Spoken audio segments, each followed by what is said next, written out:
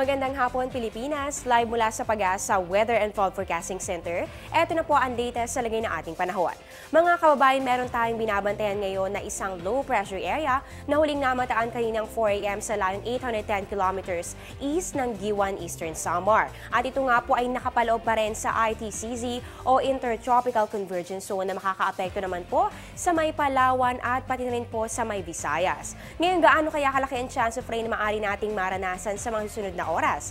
Tara at puntahan na po natin ang Project NOAA ng DOST.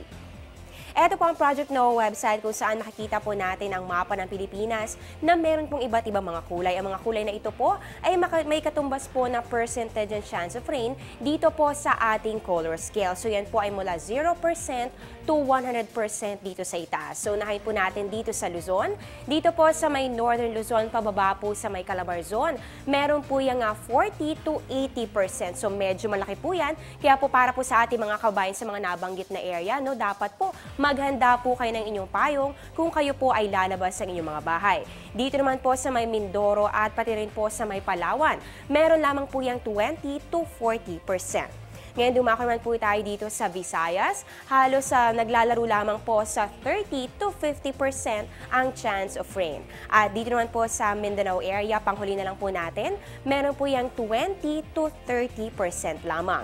Ito po ay maaari pang magbago sa mga susunod na oras. Kaya para po kayo mismo ay makita ang mga pagbabago at ang mga detalye tungkol dito, puntahan lang po ang aming website sa www.panahon.tv at nandito rin po ang link para mapuntahan ninyo ang Project NOAA ng DOST. Magbabalik po kami matapos ng isang paalala. Teng, ang package. Ma'am, sabi ng Air 21 on the road na. Ano, Teng? Ang package. Ma'am, sabi ng Air 21 na receive na. Okay, very good. Basta padala, sagot ka ng Air 21. May real-time delivery updates via text para worry-free ka. Teng, ang package, napadala mo na? Yes, ma'am, sa Air 21. Sa Air 21, sagot ko, padala mo! Kanina po ay nabanggit ko ang tungkol sa ITCZ o Intertropical Convergence Zone. Ano nga ba ito at paano nga ba ito nabubuo? Alamin yan dito sa Napapanahong Kaalaman.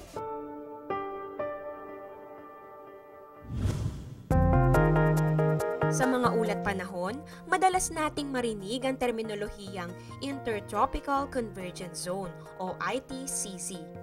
Ito ang pagsasalubong ng hangin mula sa mga tropical na bansa. Kapag nagsama ang mga hangin ito sa hilagang silangang hemisphere at timog silangang hemisphere ng mundo, nabubuo ang isang imahinaryong linya paikot dito. Ang pinagsanib puwersa ng mga hangin nagdudulot ng pag-ulan, pagkulog at pagkidlat sa lupa. Lumilikha rin ito ng low pressure area o LPA na dala-dala ang hangin at ulan na kapag lumakas ay maaaring maging isang bagyo. At yan ang dagdag na kaalaman para ang susunod na ulat panahon na marinig nyo'y lalo nyong maintindihan.